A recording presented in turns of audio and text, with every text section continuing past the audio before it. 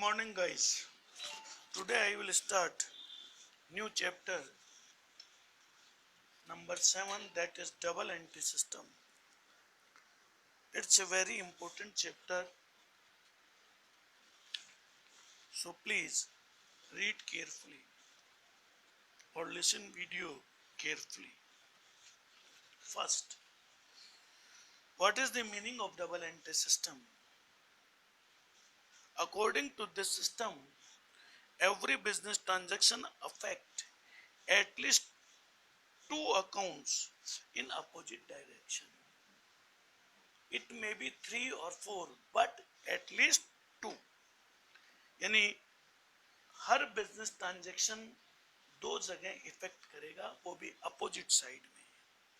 For example, if we purchase furniture in the business as furniture is increased whereas the cash decrease. यानी यहां पर इस transaction के दो effect हुए. बिजनेस में फर्नीचर का अमाउंट बढ़ जाएगा और कैश का अमाउंट घट जाएगा, as we already learn in accounting equation. These there can be no transaction in the business which affect only one account or which has only one aspect. Business में कोई भी ऐसा ट्रांजेक्शन नहीं होता जो कि एक ही एस्पेक्ट को इफेक्ट करता है. As such, both the aspects of every transaction are recorded under this system. It may, however, be noted that double entry does not mean that a transaction recorded in twice. यहाँ ये ध्यान देने की बात ये है, हम एक ही ट्रांजेक्शन को यहाँ दो बार नहीं लिखेंगे, बट इसका इफेक्ट दो, हर ट्रांजेक्शन का इफेक्ट दो तरफ होगा, एक और दोनों तरफ अपोजिट होगा. एक तरफ प्लस होगा तो दूसरी तरफ माइनस होगा. तो यहाँ ये ध्यान रखें कि double entry does not tells us that we record transaction in twice, but it means that at least two accounts are affected by a transaction. यानी हर ट्रांजेक्शन में मिनिमम दो अकाउंट अफेक्टेड होंगे. one account receiving a benefit and other account yielding a benefit. एक transaction से एक को फायदा होगा और दूसरा यील्ड यानी उसे कुछ नुकसान होगा. The person or the account receiving the benefit is debited and the person or the account who gives something to the business is credited. यानी जो व्यक्ति बेनिफिट लेने वाला है वो डेबिट किया जाएगा और जो बेनिफिट देने वाला है उसे क्रेडिट किया जाएगा. The amount of every transaction is written twice. Her transaction का अमाउंट दो बार लिखा जाएगा. Once as a debit and again as a credit. यानी एक बार डेबिट साइड में और दूसरी बार क्रेडिट साइड में. फॉर एग्जाम्पल, इस एग्जाम्पल से और आप क्लियर समझ पाएंगे. We received 25,000 from Mohan. This transaction affect two accounts, cash account and Mohan account. Cash account is receiving benefit and hence cash account will be debited, whereas Mohan is yielding a benefit and hence his account will be credited. So this is called double entry system method. I think now you understand कि each and every transaction affect two sides. One is called debit side and another is called credit side. Next topic, what are the principles or characteristics of double accounting system? Double accounting system की क्या characteristics होती है और क्या principles होती है.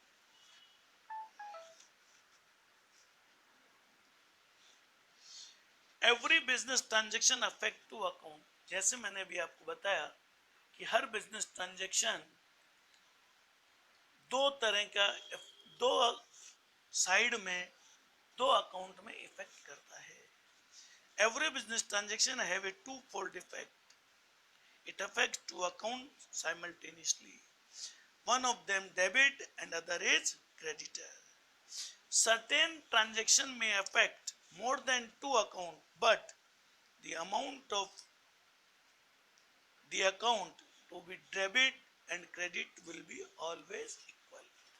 इसका मतलब ये है कि एक कई बार दो की जगह तीन अकाउंट इफेक्ट होंगे, लेकिन जो टोटल है डेबिट साइड का और क्रेडिट साइड का, वो दोनों तरफ का बराबर ही होगा. तीन अकाउंट होने से ये नहीं होगा.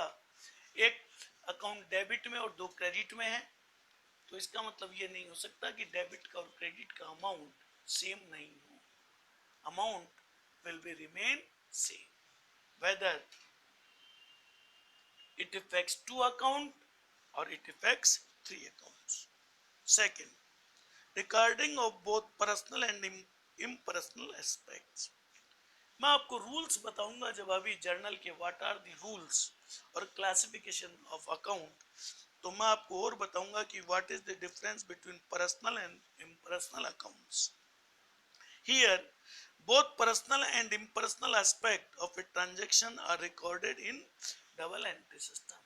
यानी जो किसी पर्सन से रिलेटेड होता है और जो नॉन पर्सन ट्रांजेक्शन होता है, दोनों को ही हम डबल एंट्री सिस्टम में रिकॉर्ड करते हैं.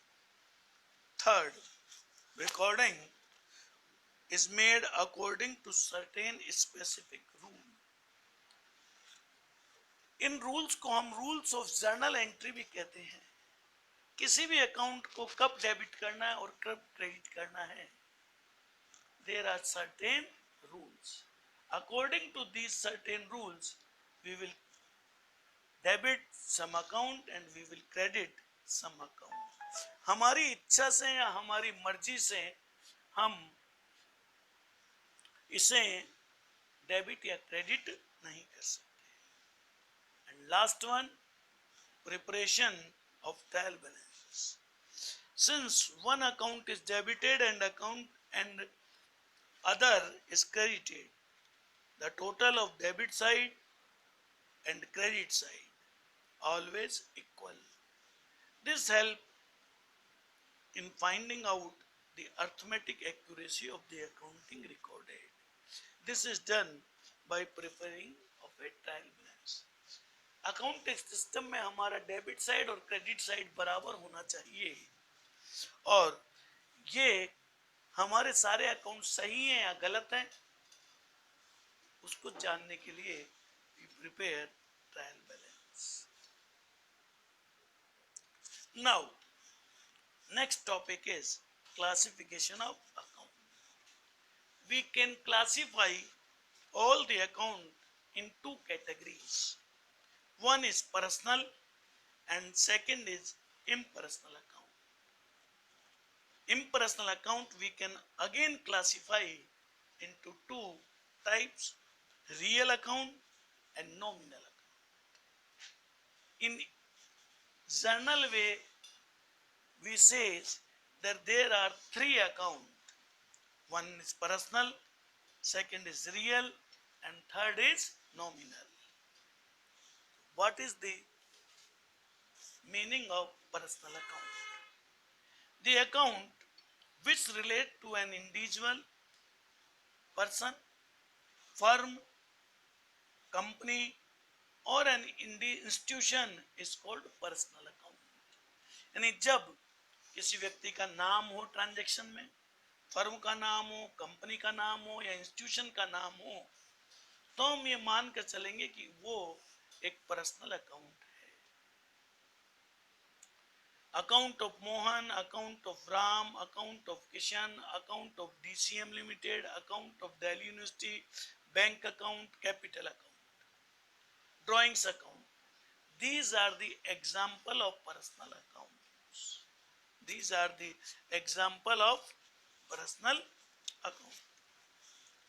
यानी किसी भी ट्रांजैक्शन में यदि किसी व्यक्ति का नाम आ जाए, फर्म का नाम आ जाए, कंपनी का नाम आ जाए, इंस्टीट्यूट का नाम आ जाए, तो हम उसमें ये देखेंगे, हम ये मानेंगे कि उसमें एक पर्सनल अकाउंट है, क्योंकि हर ट्रांजैक्शन दो जगह इफेक्ट करेगा, तो हम ये मान के चलेंगे कि उसमें एक अकाउंट पर्सनल अकाउंट का इफेक्ट होगा। Rule of recording transaction in personal account in simple word. This is the first rule of journal entry also. What is the first rule of personal account? Debit the receiver and credit the giver.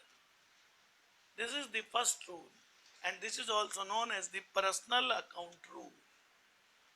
On the basis of these rules, we prepare journal entry. So it is very important to know about these rules. First rule, personal account. What is the rule? Debit the receiver and credit the giver. In other words, debit that person account who received something from the business and credit the person account who gives something to the business.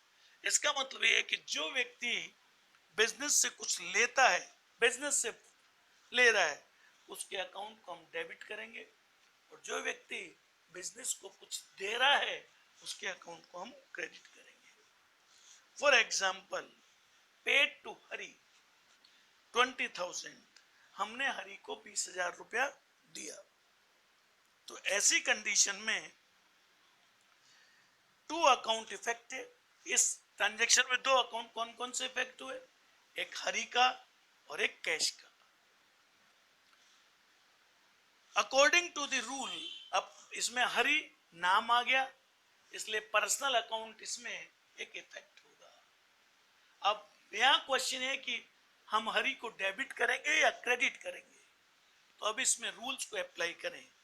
Rules हमें कहता है debit the receiver and credit the giver, कि जो व्यक्ति receive कर रहा है उसे डेबिट करो, जो कुछ दे रहा है उसे क्रेडिट करो। यहां हरी इज रिसीवर, क्योंकि फर्म हरी को 20,000 रुपए दे रही है। तो here Hari account will be debited in the entry as he is the receiver of the cash and cash account will be credited. यानी दूसरा अकाउंट है वो अपने आप ही क्रेडिट कर दिया जाएगा, and entry will be Hari dr the receiver and to cash account 20,000. ये इसकी एंट्री कर दी जाएगी। नेक्स्ट एक और एग्जांपल से आप इसे समझ सकते हैं। रिसीव्ड 10,000 फ्रॉम मोहन, मोहन से 10,000 रुपया प्राप्त हुआ। Here Mohan is firm is receiver, here firm is receiver. वही दो अकाउंट इसमें इफेक्ट हुए, एक कैश का और एक मोहन का। तो यहां पर मोहन के अकाउंट को देखेंगे कि ये रिसीवर है या गिवर है। तो यहां Mohan is giver, so we credit the Mohan account. Entry will be cash account dr to Mohan account 10,000. ये पर्सनल अकाउंट है। We can classify personal account in 3 part, यानी पर्सनल अकाउंट में क्या क्या चीजें आएगी इसे हम 3 पार्ट में डिवाइड कर सकते हैं। First, natural personal account, second artificial personal account and third representative personal account. इन तीनों का डिफरेंस भी आपको आना चाहिए, यानी इन तीनों में से तीनों का कोई भी आइटम हो, वो तीनों के तीनों आइटम्स जो इन तीनों कैटेगरी में आते हैं वो पर्सनल अकाउंट कहलाएंगे, और उसमें पर्सनल अकाउंट का जो रूल है debit the receiver and credit the giver will be applicable. तो what is the natural personal account? Account of natural account means the account is human being, यानी जिसमें आदमी का नाम आता है, जो ह्यूमन बीइंग है, वो सारे के सारे नेचुरल पर्सनल अकाउंट कहलाते हैं। Mohan account, Sohan's account, Seema account, Nirmala account, proprietor's capital account and proprietor's drawings. जितने भी डेटर्स होते हैं, डेटर्स वो जिन्हें हम उधार माल बेचा है उनके नाम, और जितने भी क्रेडिटर्स हैं जिनसे हमने उधार माल खरीदा है उनके नाम। these all are these all are known as natural personal account। यानी जिस भी ट्रांजैक्शन में किसी व्यक्ति का नाम आ जाता है वो नेचुरल पर्सनल अकाउंट कहलाता है। What is artificial personal account? These account do not have physical existence। Personal account में तो, नेचुरल पर्सनल अकाउंट में हर व्यक्ति फिजिकल एग्जिस्टेंस रखता है, चाहे राम हो, मोहन हो, श्याम हो, मीना, सीमा, Nirmala, etc. They all have physical existence. But in artificial personal account, these account do not have physical existence as human being, but they work as personal account. लेकिन वो अपना सारा काम पर्सनल अकाउंट की तरह ही करते हैं। For example, A firm, A limited company और इंस्टीट्यूशन और any bank account is called artificial personal account. यदि आपने माल खरीदा, मान लीजिए किसी से भी, इसमें क्लब भी इंक्लूड होंगे, इंश्योरेंस कंपनी भी इंक्लूड होगी, गवर्नमेंट डिपार्टमेंट भी इंक्लूड हो जाएंगे। यदि इन व्यक्तियों से, इन लोगों से आपने अगर कोई ट्रांजैक्शन किया है तो this is called artificial personal. यानी मैं आपसे एक ट्रांजैक्शन बोलूं, purchase goods from Reliance and company, तो यहां पर रिलायंस एंड कंपनी जो है वो आर्टिफिशियल पर्सन है। तो यहां रिलायंस एंड कंपनी के लिए भी पर्सनल अकाउंट का रूल ही एप्लीकेबल होगा। एंड थर्ड इज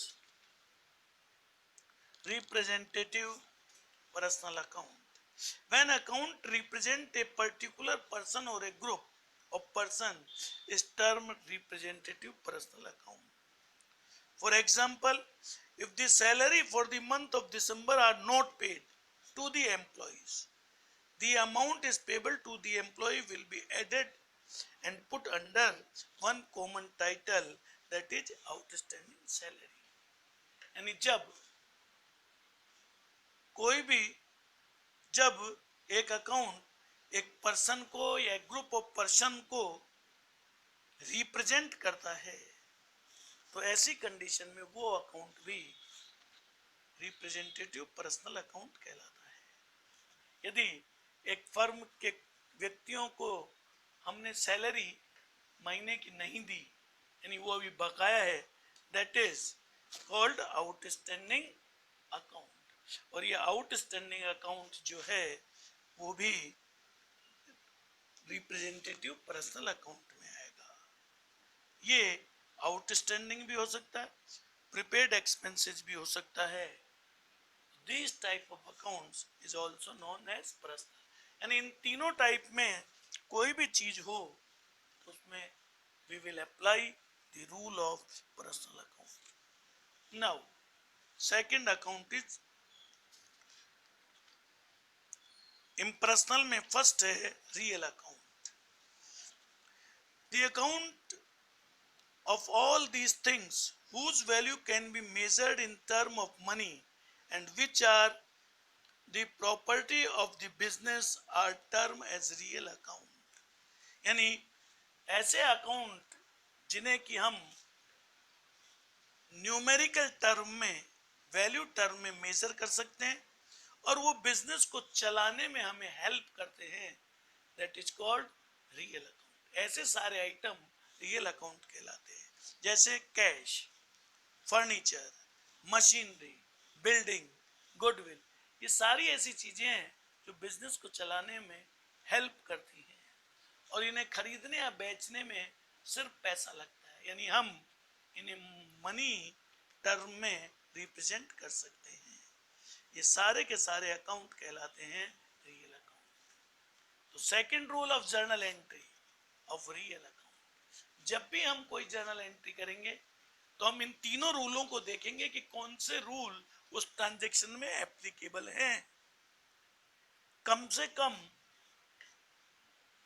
और जो रूल एप्लीकेबल हैं उन्हीं के रूल को अप्लाई करके और हम जर्नल एंट्री करेंगे। अभी मैंने पर्सनल अकाउंट का रूल बताया, debit the receiver and credit the giver. Now second rule of journal entry for real account, debit what's come in and credit what's goes out. Business में जो चीज आती है उसे डेबिट करो और बिजनेस में जो चीज जाती है उसे क्रेडिट करो। What comes in debit and what goes out credit. According to this rule, whenever any property comes into business, it debited, and when it goes outside the business, is credited.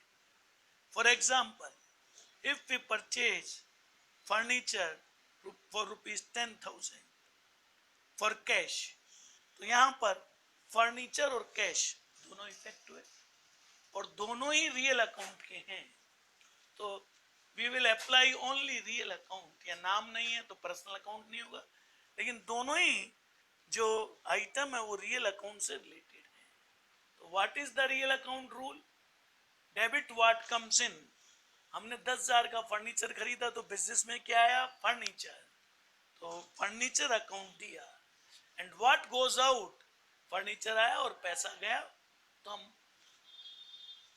पैसे को कर देंगे credit. यहां ध्यान रखें, journal entry में credit के लिए टू वर्ड का यूज किया जाता है। तो entry will be furniture account DR to cash account, debit what come in and credit what goes out. जिस तरह पर्सनल अकाउंट की 3 कैटेगरी हैं, उसी तरह रियल अकाउंट को भी हम 2 कैटेगरी में डिवाइड कर सकते हैं। We can classify into 2 categories.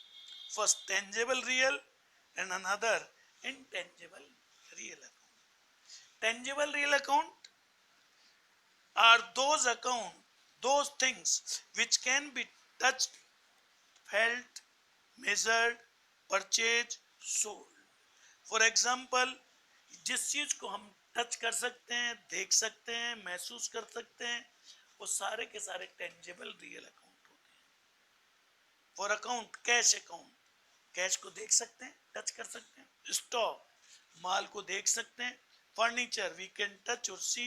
Land, building, this type of account is known as tangible real account. But remember, bank account is not a tangible real account, it's a personal account, because bank institution का नाम है।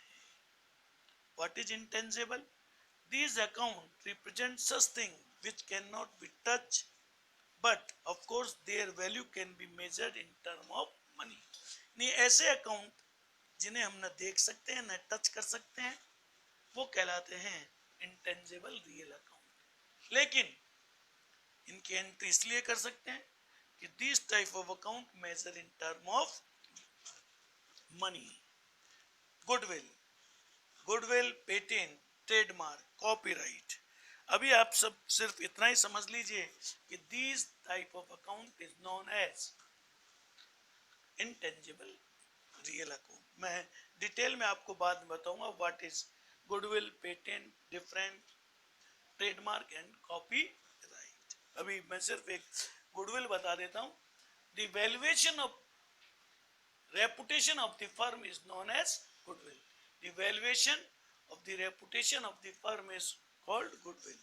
यदि आप किसी व्यक्ति का चालू business खरीदना चाहते हैं तो जितना उसके पास माल है उसका पैसा तो लेगा ही, प्लस उसकी जो गुडविल है, उसने जो इतने साल बिजनेस चलाया है और उसकी जो रेपुटेशन कमाई है, वो व्यक्ति उसके भी पैसे लेगा। And third account is called nominal account. These accounts include accounts of all expenses and income. यानी जिस भी अकाउंट में, जिस भी ट्रांजैक्शन में या तो कोई खर्चा आए या कोई इनकम आए, वो सारे के सारे अकाउंट नॉमिनल कहलाएंगे। तो this is the third rule of journal entry. Debit all the expenses and losses, यानी जितने भी बिजनेस में एक्सपेंस होते हैं या लॉस होते हैं उनको डेबिट करेंगे। एंड क्रेडिट इनकम और गेन्स, इनकम एंड गेन्स। और जितने भी बिजनेस में कमाई होती है या प्रॉफिट गेन होता है उसे हम क्रेडिट करेंगे। For example paid salary, salary को हमने पे किया तो सैलरी क्या है बिजनेस के लिए, एक्सपेंसेज। तो इस ट्रांजेक्शन में दो चीज क्या क्या इफेक्ट हुई, एक तो सैलरी और दूसरा कैश, क्योंकि सैलरी देंगे वो कैश में देंगे। तो we will apply two rules, cash belongs to real account and salary belongs to nominal account। तो पहले nominal account all expenses debited, तो यहां पर सैलरी एक्सपेंसेस है तो we debit the salary account। and what is the rule of second cash real, real का rule है what comes debit and what goes out credit। यहां पर cash आ रहा है या जा रहा है, चूंकि हमने सैलरी पे की तो कैश जा रहा है, तो जाने वाली चीज को हम क्रेडिट करेंगे, तो उसके लिए टू कैश। तो entry will be cash account DR to salary account DR to cash account. इसी तरह received commission, it is a income for a firm, income को हम क्रेडिट करेंगे तो कैश आया, what comes debit cash account DR and income and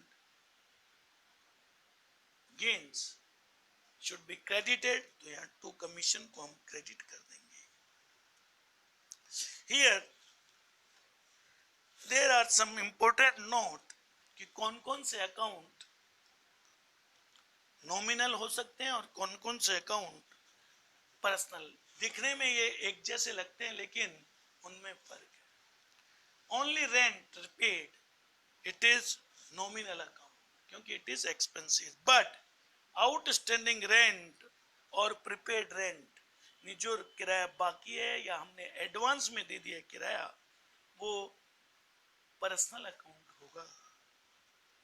salary, salary केवल salary, paid salary that it is nominal, and outstanding salary and salary prepaid or paid in advance is included in personal account।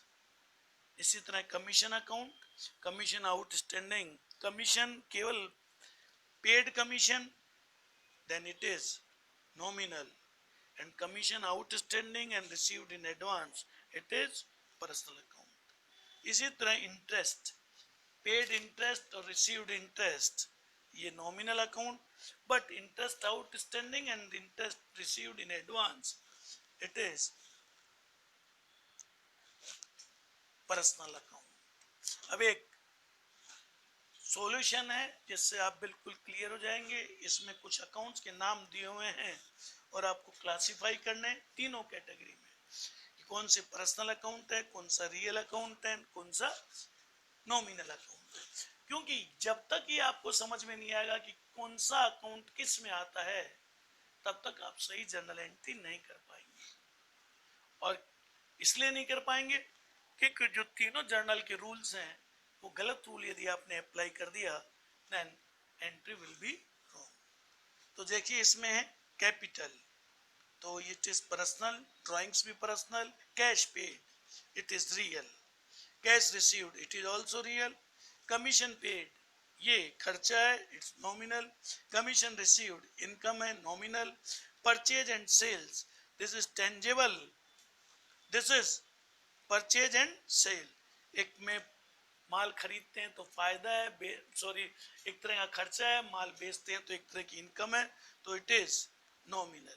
Furniture ये real है क्योंकि we can touch, cash account real account, bank account personal account, bank overdraft is also personal account, debtors and creditors personal account, travelling expenses nominal account क्योंकि expenses है, goodwill it is intangible assets तो ये हम real account में कर देंगे, patent भी real में, सैलरी नॉमिनल में, सैलरी आउटस्टैंडिंग पर्सनल में, इंश्योरेंस नॉमिनल में, इंश्योरेंस प्रीपेड पर्सनल में, बैड डेट्स रिटर्न हो पैसा डूब गया also in nominal, and bad debts recovered डूबा पैसा मिल गया इनकम हो गई, that is also nominal. I think now it is clear to you कि what is the difference between personal account, real account and nominal account. Thank you very much and have a nice day.